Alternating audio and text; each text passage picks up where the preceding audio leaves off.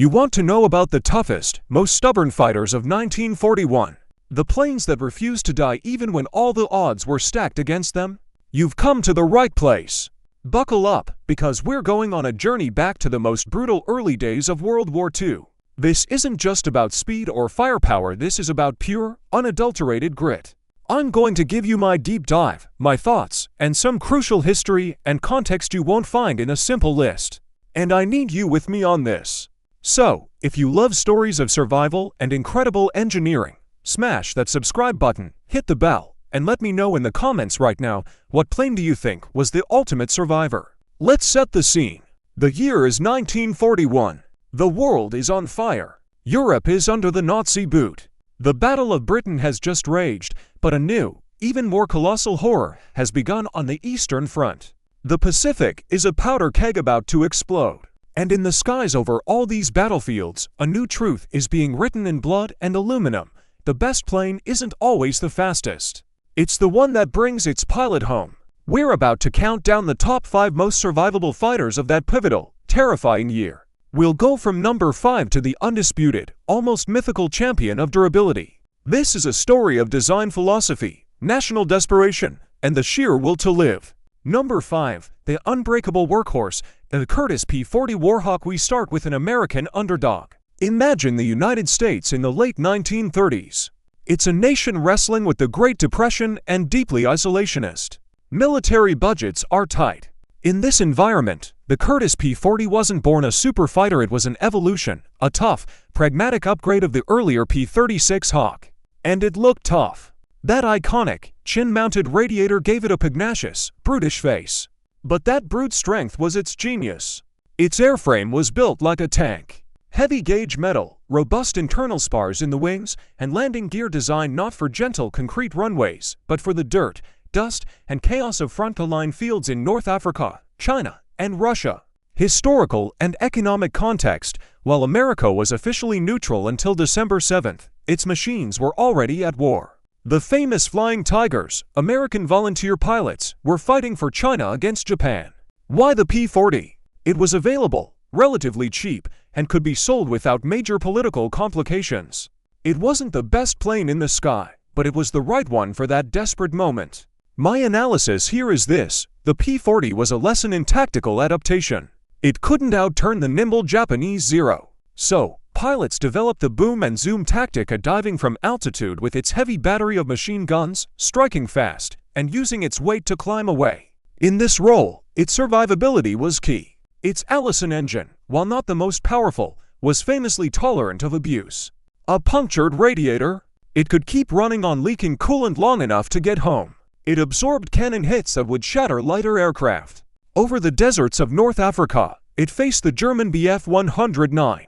Again, it was outclassed in maneuverability. But British and Commonwealth pilots swore by it. They had a saying: it forgives you for mistakes that would kill you in another plane. It was a flying shield. It took punishment, kept flying, and allowed novice pilots to learn and survive. It didn't win glamorous duels, but it held the line. It was the dependable, unglamorous workhorse that gave the Allies a fighting chance in their darkest hours. It bought time, of the most precious commodity in war. Number 4, the Stitch and Go Wonder, the Hawker Hurricane. Now, let's cross the Atlantic to England. 1940. The Battle of Britain. We all know the glamorous Spitfire, the poster child of the RAF. But here's the shocking truth: more than 60% of all German kills in that battle were scored by its often overlooked brother, the Hawker Hurricane. Why? The answer lies in its beautifully simple, almost old-fashioned construction. While the Spitfire was a cutting-edge, all-metal monocoque, the Hurricane was a hybrid. It had a metal frame and wings, but the fuselage was covered in fabric stretched over a wooden frame. This seems like a weakness, right? It was actually its greatest strength: repairability. Think about the historical moment. Germany is trying to bomb Britain into submission. Airfields are primary targets. A Spitfire with a torn metal skin needs specialized tools, skilled sheet metal workers, and hours in a hangar. A Hurricane with a fabric fuselage full of bullet holes. 2 mechanics with a needle, some thread, and a patch of canvas could fix it on the grass in under an hour. It was the people's fighter, repairable by the people. In the air, it was solid as a rock. That thick wing gave it stable gun platforms and could absorb incredible damage. The legendary Rolls-Royce Merlin engine was a reliable heart. By 1941, it was being shifted to secondary theaters to Malta, the Arctic convoys to Russia, North Africa, places where maintenance was a nightmare. The Hurricane thrived there. It could crash land in a desert wadi or on a rocky Maltese field and be patched up to fly again. Its survivability wasn't just about taking hits, it was about coming back to fight the next day, and the day after that. It was the stubborn, resilient glue that held the Empire's air defenses together. It embodied the British spirit of make do and mend.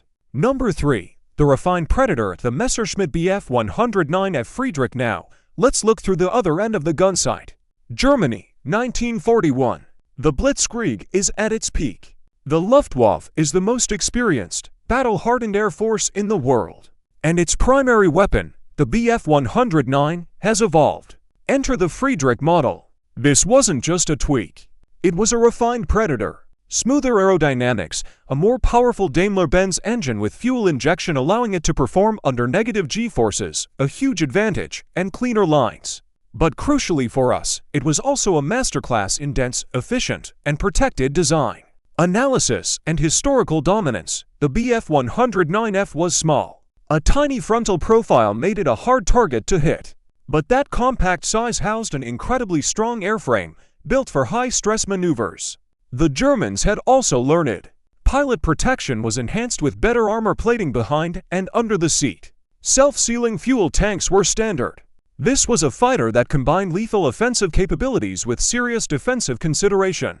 In the summer of 1941, over the vast plains of the Soviet Union, the Friedrich reigned supreme. Soviet pilots, flying off an obsolete aircraft, found it a nightmare opponent. Not only was it faster and could climb better, but it was also frustratingly tough to kill. Rounds from Soviet machine guns would sometimes just ricochet off its stressed skin. It seemed to withstand damage that would cripple their own planes. It could take hits in the wings and tail and remain controllable. Its main weakness was its notoriously narrow, tricky landing gear, but in the air, it was a resilient, armored fist.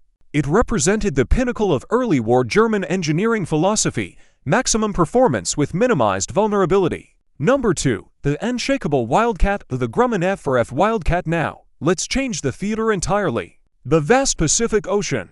December 7, 1941. The U.S. Pacific Fleet is in ruins at Pearl Harbor, and America's sole frontline carrier-based fighter at that moment is the Grumman F4F Wildcat. Let's be honest, it looked homely, stocky, tubby, with a mid-wing that made it look like a barrel with wings. It was the opposite of its primary foe, the Japanese Mitsubishi A6M0. The Zero was a masterpiece of minimalism, incredibly light, long-ranged, and unbelievably maneuverable. The Wildcat was built to a different creed, carrier survival. The economics of carrier war. A carrier plane lives a life of violence. Catapult launches, slamming arrests on deck, constant saltwater corrosion.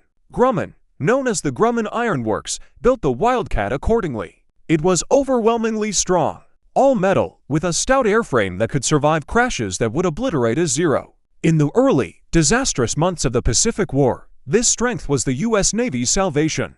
In a turning dogfight, the Zero could outmaneuver the Wildcat with ease. American pilots died learning this lesson, but they adapted. They again used boom and zoom tactics, leveraging the Wildcat's superior dive speed, rugged construction, and heavy armament of 650 caliber machine guns. And then the miracle of its survivability played out. A Zero, made of lightweight alloys and lacking pilot armor or self-sealing tanks, would often explode after a short burst from a Wildcat. The Wildcat, however, could come back to its carrier looking like a colander. There are documented cases of Wildcats landing with hundreds of bullet holes, with large sections of wing missing, with engines running on only a few cylinders. It was a flying damage sponge. It didn't win pretty, but it endured. The Wildcat didn't secure victory, it prevented catastrophic defeat. It was the shield that protected the U.S. carrier fleet, giving America the precious, bloody time to build better planes and train new pilots. Its ability to take a beating and still function was the bedrock upon which the Pacific counter-offensive was built. Number 1. The Wooden Titan, the Levakin Gorbunov Gudkov Lag 3, and now, we reach the absolute, undisputed king of survivability.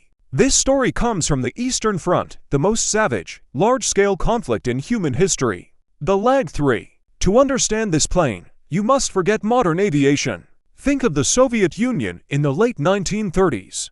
A nation in a frantic, desperate industrial rush.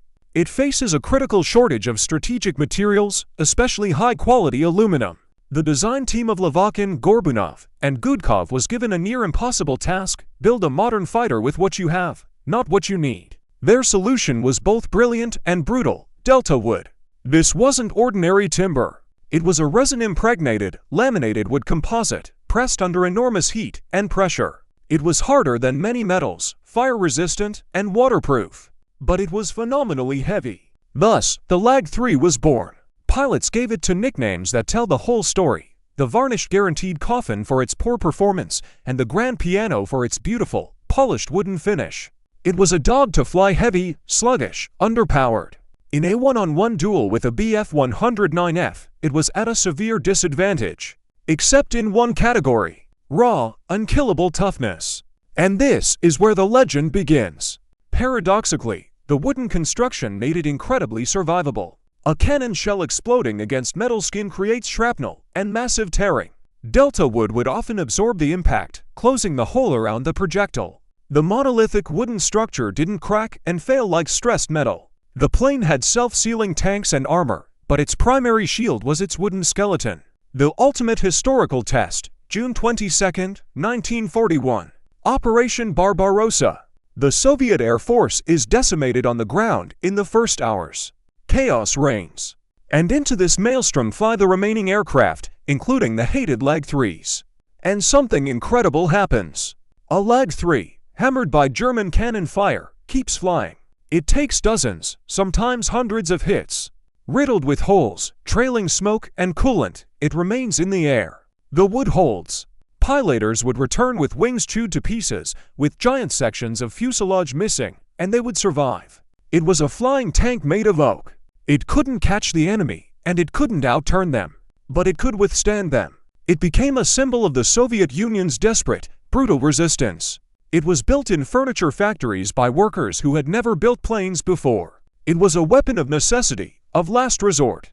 And in that role, its sheer, unbelievable ability to absorb punishment and bring its pilot home makes it, in my definitive opinion, the most survivable fighter of 1941. It wasn't a good plane by conventional standards.